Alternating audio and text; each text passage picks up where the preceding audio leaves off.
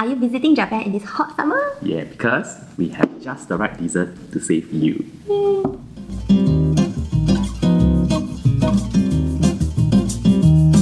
Hello everybody! I'm Fiona. And I'm Kai. Okay. And welcome back to our channel, episode 2 of our Show You Throwback series. So today we're going to talk about kakigori. As you can see from this character, it's pronounced as kori, which means shaved ice. So kakigori you can find in many of the Japanese dessert places. So usually you will see there's a mini banner showing this character, and then you know that that dessert store actually sells kakigori. So kakigori is very similar to what our Singapore version of ice kacang, but it contains many delicious and different unique flavors. I love ice kacang. Good for you. Oh my god. So kakigori is particularly super popular in Japan in the summer months because summer in Japan is just very hot. Sometimes very hotter than Singapore, can actually go up to 30 plus degrees as well, and dry. So like it's the perfect kind of dessert, right? If you Quench your thirst. Yeah, to quench your thirst and like take a break, and just cool down while you're actually exploring the city during the trip.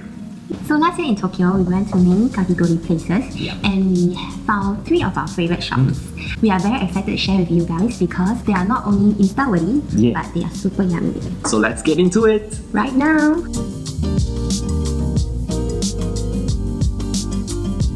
So the first kakigori dessert shop that we're introducing to you is called Kuriya Kashe Kurogi, located at the University of Tokyo. Now this place, compared to the usual kakigori shops, are actually much more upscale, much more fancy with like Zen-like architecture. So it's great for photography. It has both indoor and outside settings as well. So we went during the spring season and they have Sakura special, which we ordered Sakura kakigori and the Abekawa mochi.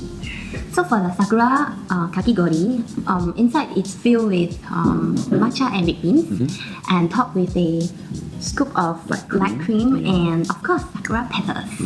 So B, do you remember how was the texture like? Of course, how can I forget? It's so light. The ice, it's almost, with the scoop or when you actually bite into it, it feels almost airy inside. So you don't actually chew on any chunk of ice, which is very good. I mean, it's very fluffy. Yeah, like you don't feel like you are just eating ice. It's just eating very nice, chewing on very nice textures almost. Yeah. And pro tip, this place is actually very near Tokyo Dome, which usually escapes the radar of most tourists. Tokyo Dome actually has a theme park. If you're the type that actually likes roller coasters, or maybe your significant other loves roller coasters and you have no choice. We went there after our kakigori. Thankfully, I didn't puke. You didn't puke? Yeah, but it's very nice area. So be sure to check that area out as well. Yeah.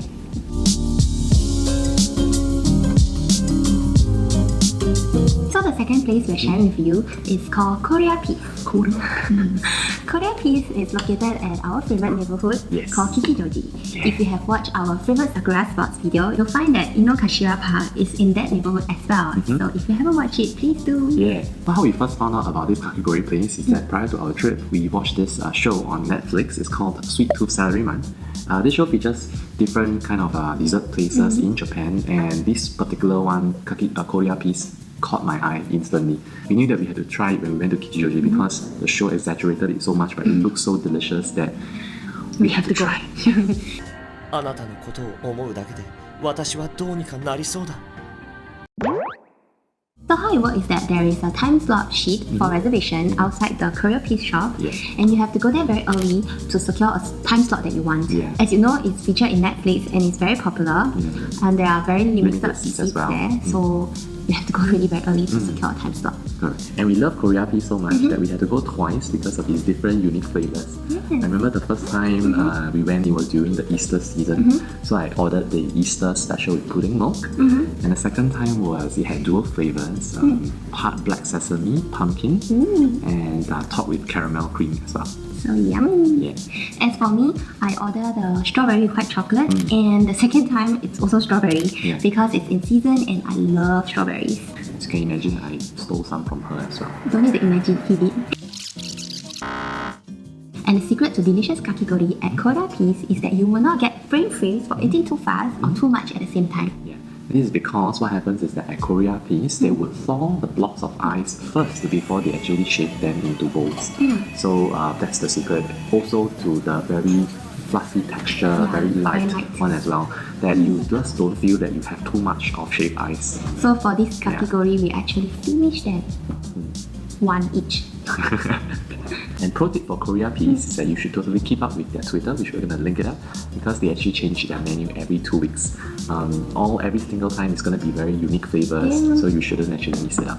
So if you are there in summer, you can try their muskmelon category, yeah. which we really love. We both love muskmelon. So if you try it, don't make us jealous by Yeah. letting us know. We've never been to Japan during the summer, so we will enjoy the experience through you.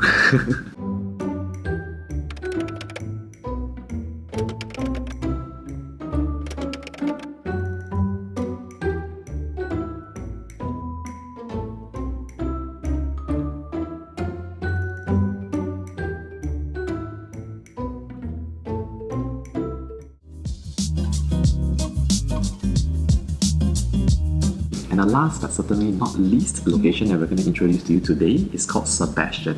Now, Sebastian is a dessert cafe located in the northwest area of Shibuya. It's just a stone throw away from the busy crossings of Shibuya. It's a very quiet area. Now, quiet is basically never the word that someone would actually associate with Shibuya itself. But the fact is that Sebastian is nestled along this very laid-back street that's filled with many unique cafes and restaurants at every corner that you turn to. So the area itself is worth checking out on its own. Yeah. Yeah. So at Sebastian, we had the most amazing category experience because when we ordered one of the most popular item on the menu was the strawberry creme brulee. Yeah. So you would think that strawberry creme brulee category it would look like this, but instead when it was served to us, it looks exactly like a creme brulee, but just a super upsized version. Yeah, which was very interesting because I would think that when the chef first touched the top of the creme brulee, the ice would have melted, but no. Yeah. When we first digged in our spoons, the ice was still intact, and the textures was like really very nice. Yeah, together with the cream and the strawberry as well. It was very balanced and just simply very delicious. And the second order that we had was passion fruit yogurt shortcake. And again, Sebastian surprised us with this because we didn't think that they would literally actually serve us in the form of a shortcake.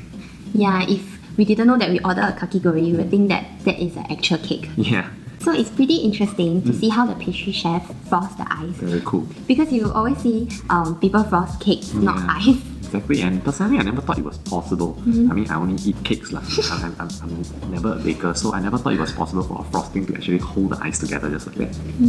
So, pro tip about visiting Sebastian is that you definitely want to follow very closely their Twitter account, which we'll link it up, because they have very irregular opening hours. Once you find out the opening hours, visit Sebastian as early as possible if you can.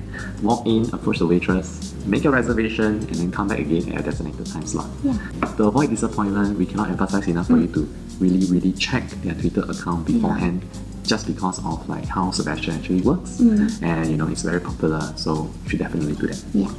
So we hope that you enjoy this kakigori episode. Yeah. And if you like our video, please share it. And if you visit any of the location that we mentioned, please let us know and tell us about your experience. Yes, we would love to know. And also, if you haven't subscribed, do consider subscribing so that you don't miss out on any of our future content. So until the next episode of Show You Throwback series, we'll see you again. Bye! Bye!